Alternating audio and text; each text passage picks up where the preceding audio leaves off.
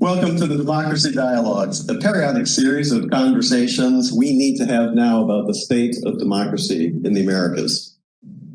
I'm Eric Farnsworth, your host for these discussions, and it's my privilege to have as our special guest the Secretary General of the Organization of American States, the Honorable Luis Almagro.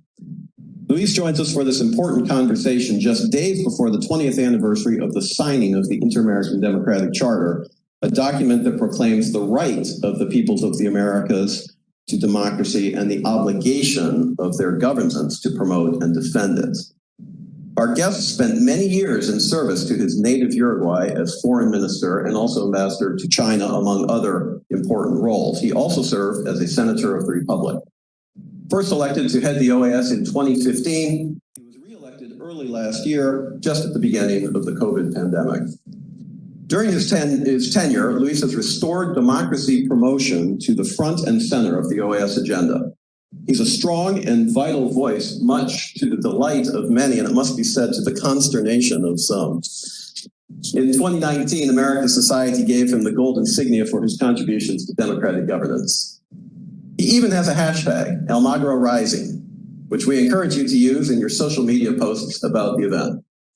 And for those who may be interested, our Twitter handle is @ASCOA, and mine is @EricFarns. Luis, thank you for joining us. It's great to have you with us. A great pleasure to be with you again, Eric. The Americans are going through a difficult moment. Let me give just a couple examples. In Nicaragua, opposition leaders are literally being snatched from their homes and off the streets. The president of El Salvador is taking aggressive steps to bend democratic institutions to his will, including the judiciary and the security forces.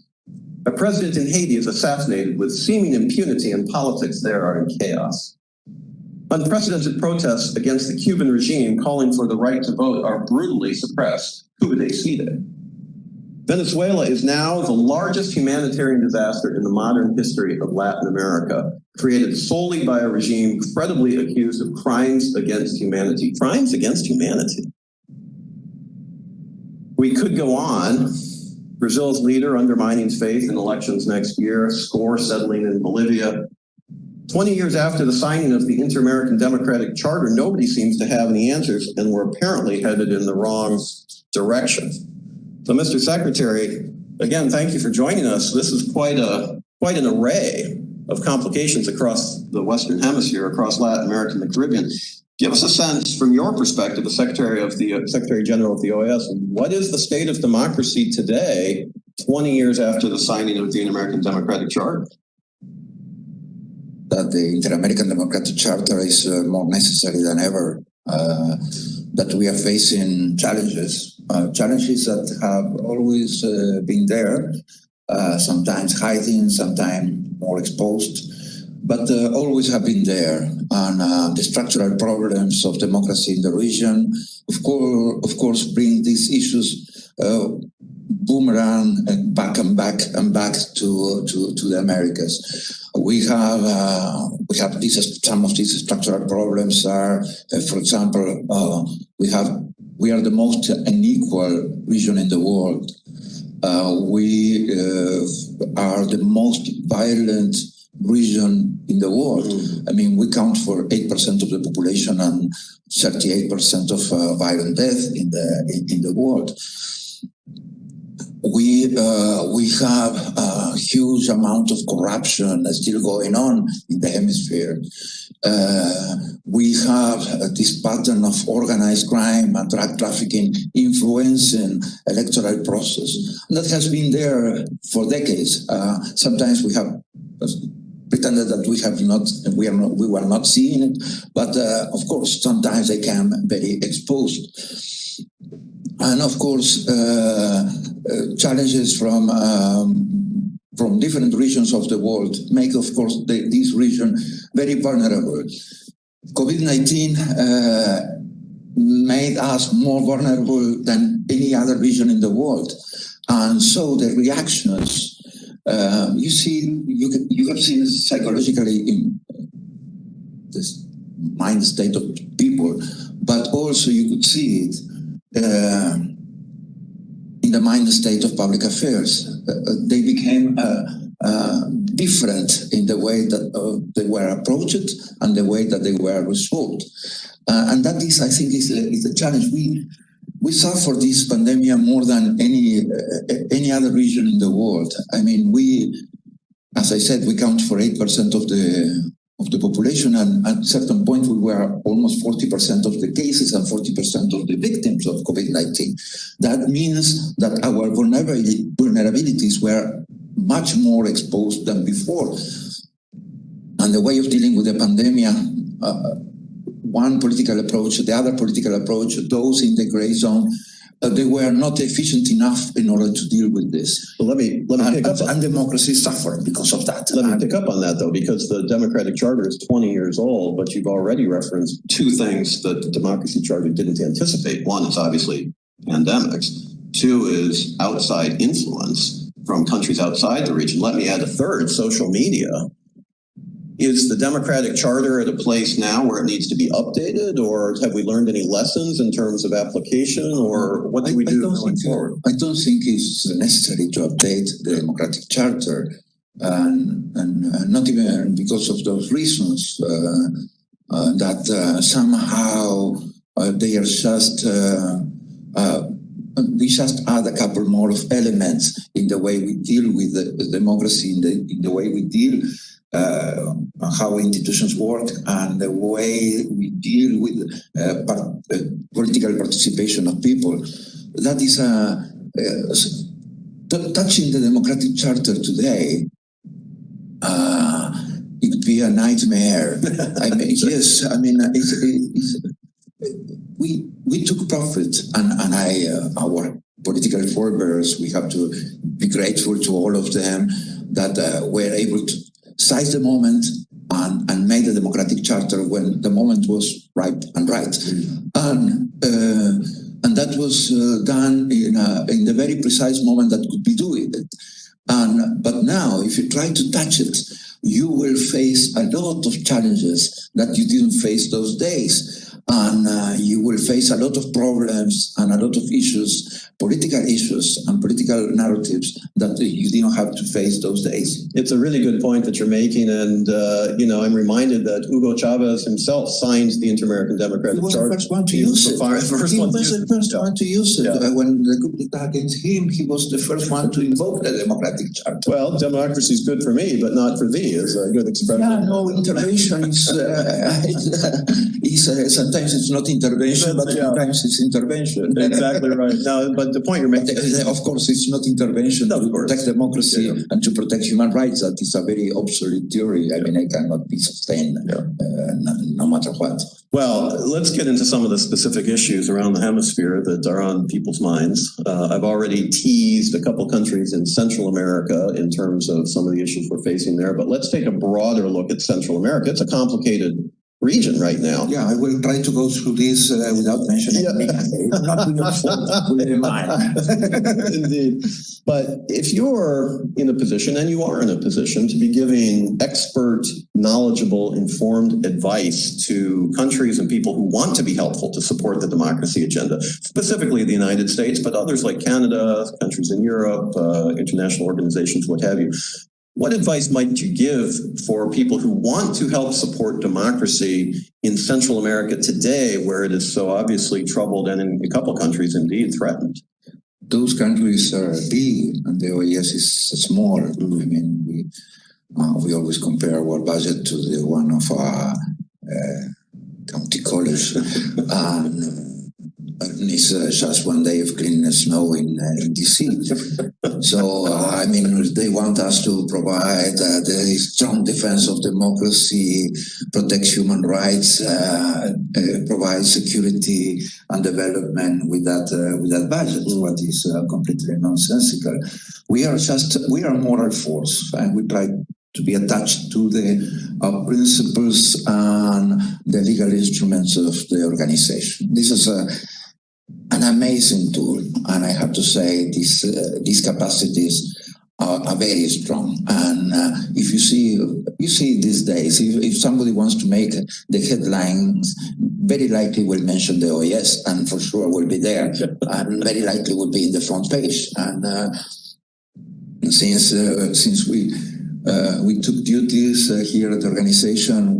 We passed from the page 10 or 11 in the newspapers to the front page from Canada to Argentina, Chile. So it's a relevant organization. It's a strong organization, but that's a moral force. Yeah. And the moral force comes from defending these principles and values when they are not properly defended or they are improperly attacked. And my feeling is that, as I said, the Inter-American Democratic Charter today is a more relevant document than ever. And I ask the countries to look at it and to make it work and to take it as an obligation. And to everybody, it gives a responsibility to every country. Sometimes this responsibility has been assumed by the Secretary General, General Secretariat, let's say. But it gives that possibility, Article 20, to every country to defend the region, to defend the hemisphere about alteration of the constitutional order. And this responsibility should be assumed by everybody and by all. And if you see what they have done, it's just, I make a report, and that report will go to the Permanent Council, and the countries will discuss it, and the countries will approve the resolution. I don't approve the resolution. I don't even vote. And sometimes I am happy with something is approved by acclamation, because then I can clap and I feel that I am part of the approval of the resolution. But that is the obligation of the countries. They should be obliged by the Inter-American Democratic Charter. They should take it for themselves. It's Canadian, it belongs to the United States, it belongs to Mexico, it belongs to every country in Central America, Northern Triangle, Panama, Colombia, Brazil, Argentina. It belongs everywhere. And countries should act in a consistent way with the Democratic Charter and should be able to defend democracy elsewhere with the Democratic Charter as a tool. And I think that is the main advice. If you see everything from the preamble to the last article, it is an amazing document. It's a very interesting document, and it practically contains everything. And it should be worked properly, and it should be assumed as proper. It's a powerful document. It truly is, and ahead of its time. But like every international agreement, in order to be effective, it requires enforcement. No, and that's always the question of, how do you take the ideals embodied in the document and put them into the national discourse in a way that are effective, and the ideals can actually be implemented in national life. No, I think your comments are very well made, and hopefully people are listening as we look to try to be helpful for the region. Yeah, everything is contemplated there. Plus, it provides a mechanism in order to implement it. Yes. So it's something that is how committed we are. Are we committed? Are we really committed to defend democracy? Are we really committed to deal with these principles of Article 3 and 4 of the Charter? And every single article of the Charter is extremely relevant. Article 1 definitely is the most marvelous article ever written. That is a right of the people. I mean, we are entitled to claim democracy in every country because it's something that belongs to the people of the Americas, and that is the best article ever written. I mean, you look at the Charter of United Nations, you don't find a word democracy anywhere. I mean, you can look practically every single tool and in convention, treaty, and in universal character, and usually they don't have this marvelous word and that contains so much. Let's turn to another easy topic, Venezuela. As you know, negotiations between the regime and the interim government have started in Mexico. And I wonder just if you could give us a sense of, do you have much confidence that these negotiations will lead in some concrete way to return to the democratic path? And also, truly, is this something that's possible with Mr. Maduro still in power? Or is this a complete change required? The thing about Venezuela, and I think that is a huge achievement of the regime that played a lot with the tiredness, eventual tiredness of the international community. And today,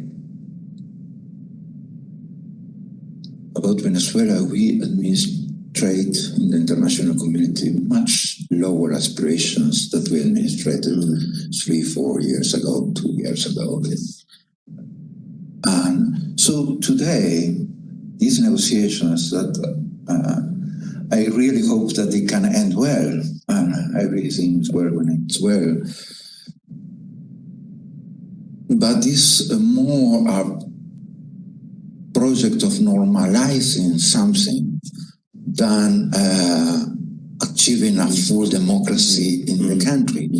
So those lower aspirations, they are at reach. It's possible to reach them, and they may be reached. That, of course, it doesn't mean that the regime will give up its own judiciary or will give up its own legislative power, or will give up the way that they do and control the state accounts, and they will give up institutions that are key in order to sustain their way of operating. Some of these things will be changed a little bit in order to make them look like, okay, they are more presentable now. But that is reachable, and everybody's tired. Yeah. And we have dealt with this for 4 or 5 years. The situation of the people have paid the highest price of this regime, and the inefficiency of this regime, and this nonsensical formula that they were applying. We paid with the biggest humanitarian crisis in the history of the hemisphere after the colonial times, and then the biggest, of course, migration crisis, of course, in the history of the area. Well, that's exactly right. It's not just a Venezuela issue; it's affecting. That won't be reversed. Or if somebody is really thinking about reversing, my concern is that people won't have where to go. I mean, it will affect the Venezuelan migration. Venezuelan migration will keep suffering what they are suffering.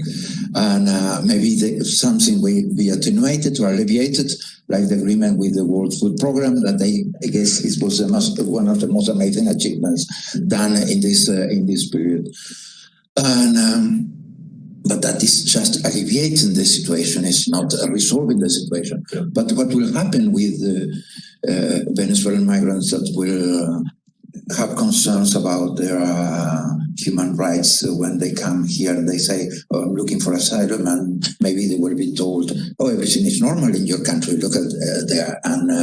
And that won't be fair, and that won't be true. And we may laugh a little bit, but it's sad and it's dangerous and it's painful. And we have seen it happening with the Cubans not so long ago. So it's something that they suffer cruel repression during this day. They don't have where to go.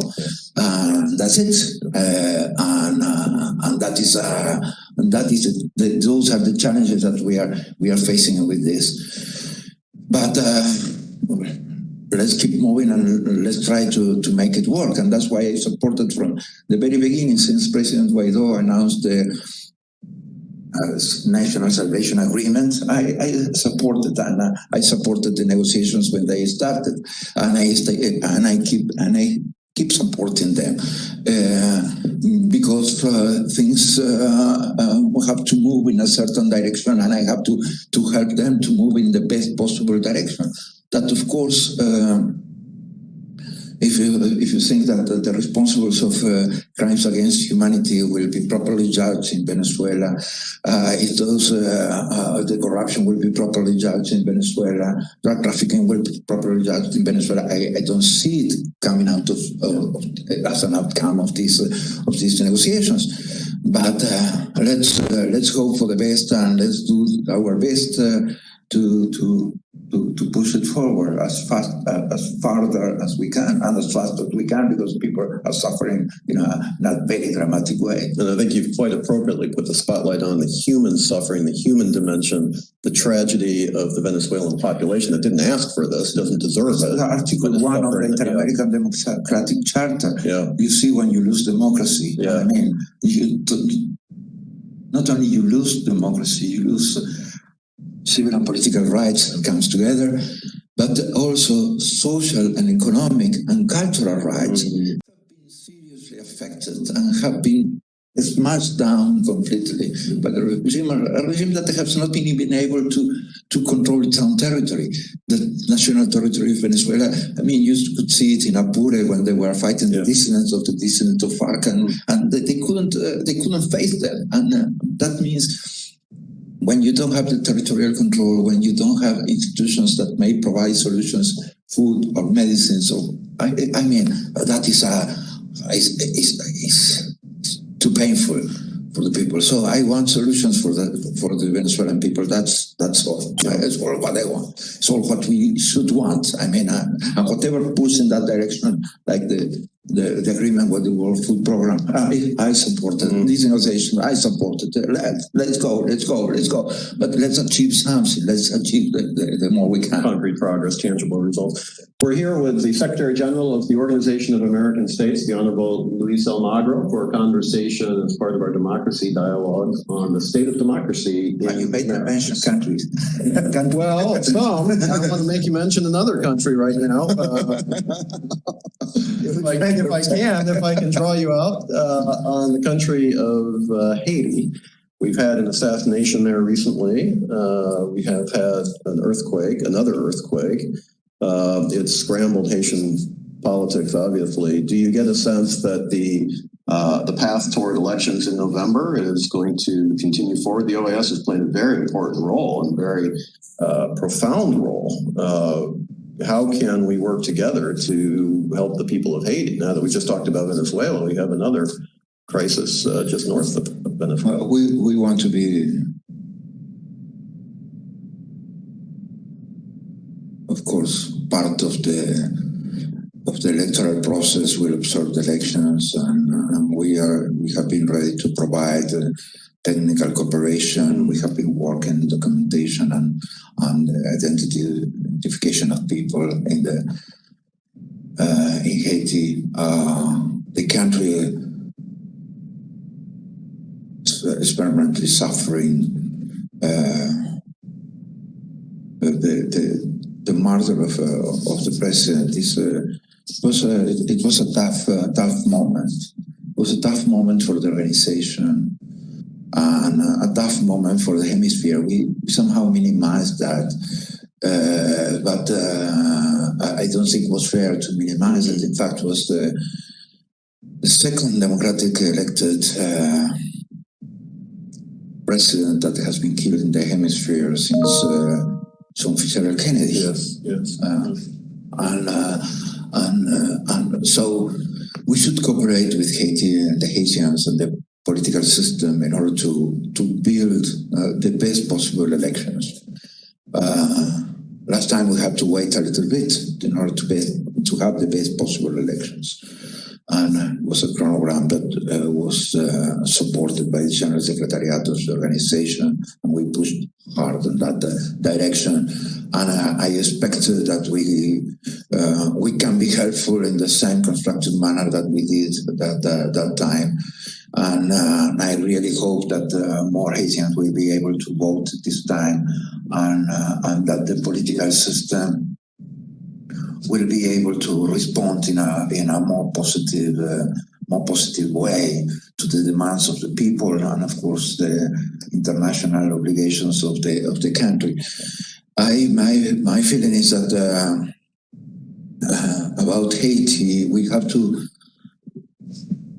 avoid international assistantialism. I mean, assistantialism is such a pattern in the hemisphere. I mean, we provide assistantialism to the poor people, to the most unequal, and sometimes we are deeply hurting the social web of the countries. And sometimes when we do it internationally, we are hurting the country in the same way. Yes. Assistantialism has been done to Haiti for too long, and we should completely change that pattern. And of course, Haiti have to have in politics. You do what you can. Yes, it's what you can. The art of and we have to help Haitian people to do what they can, and we have to help Haitians, politicians and government and institutions to do what they can. And I hope that we would have been building a stronger institutions these years and providing more useful international cooperation all these years. But this is a challenge that we have ahead. We need a legitimate government in Haiti after the elections, and so we have to help in that direction to helping them to have the best possible election. You made a very profound statement, in my view, about sometimes if you love somebody too much, you actually discourage political develment in the country. I don't say it's the case with the Haiti. I mean, it's the case. It thinks assistantialism. It has it can. It's a balance. It can be good, but it can be helpful in certain moments, crisis, natural disasters, social crisis. Yes. It can be helpful, but it cannot be like forever. And it cannot be nonsensical. It has to have a purpose. Everything has to have an ethical purpose, but a development purpose, a security purpose, a political purpose, and sometimes we have missed those purposes, and we have not. At the end of the day, we have not been helpful. Sometimes we have not been helpful with people, and sometimes we have not been helpful with countries. And Haiti is paying a huge cost that we cannot entirely blame it on Haiti. Every international organization, every government is accountable for partially accountable for what is going on in Haiti. We don't have a lot of time left. In fact, we only have a couple minutes, and I have a lot of other questions and countries I'd love to get your views on. We don't have time in this session. Perhaps we can get you back for another session if you would indulge us in that way. But I do want to ask one final question about just in a general. I was terrified to last question. Hopefully this will be a convenient one. Okay. But in fact, because it implies in a positive nature your home country, Uruguay. What is the secret sauce? I mean, some countries, Uruguay, Costa Rica, Canada, some countries in the Western Hemisphere seem to be, democratic practices are fully ingrained and institutions are strong, and not everything's perfect, of course, but this is a real culture, a sense that democracy is here, it is the right way to go, and other countries are troubled. And it's a constant battle. Is there something, some thread, some unique social consciousness, some historical, I don't know what, that allows some country or helps some countries to really succeed in the democratic path? Or to succeed better than some others? When I arrived here to the Organization of American States, I promised myself not to transfer the Uruguayan experience anywhere else in the hemisphere, because every country, every social system is completely different, has been built on completely different patterns and approaches, and suddenly we cannot. My feeling is that we cannot say or transplant experiences because they are not automatically transplanted or possible to transplant them or to transfer them. We have to still work them everywhere. If we still have to work them in Uruguay, we still have to work. Every country has to work the democracy and institutions every single day, every minute. Every minute counts. Mm-hmm. And but this I don't want to say this formula is the right one. And it's something that we talked when, for example, Uruguay legalized marijuana some years ago, and was that possible to transplant to the other countries of the region? No, it was not possible to transplant because social conditions were different, education was different, health systems were different, everything was different, and it was very difficult to transplant it.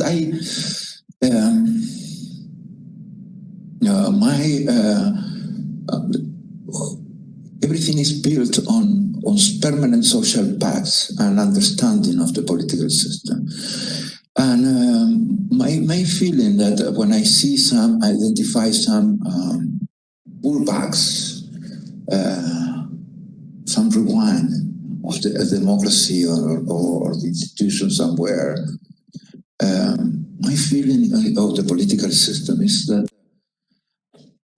we have to avoid the enemization. I mean, polarization was brought by enemization. I don't know if this word. Sure. Is that an enemization of the political adversary? Sometimes it's a way of polarizing the political system, and it brought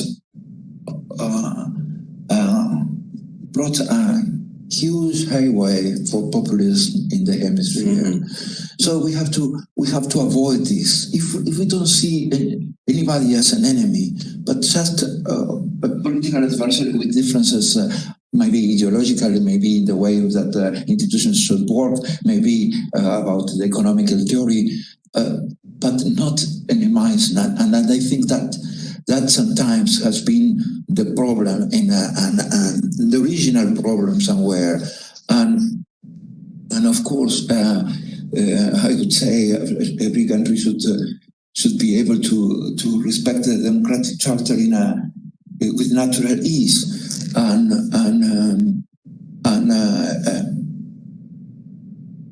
that is something that every country should look at itself and say how we can have a better democracy, how we can implement it, and that makes a lot of. You have to be able to renounce to things. I mean, you have to renounce to power, renounce to money, renounce to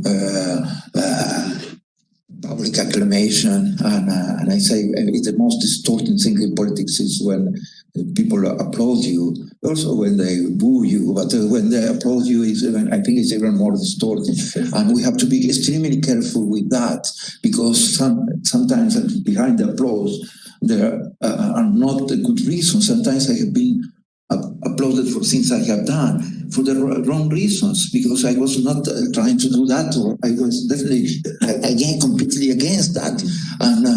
And we should be careful about these things. But I think this is like the shortcut to what it could be an ideal institutional situation. Bring efficiency. I mean, you have to deliver to the people. You have to be efficient. I mean, people want solutions. They don't. They don't vote anybody because of pretty faces or very ingenious or very clever, smart tweets. They vote you because they expect you to deliver solutions, and so you have to be efficient. you're not efficient. What the sense of everything?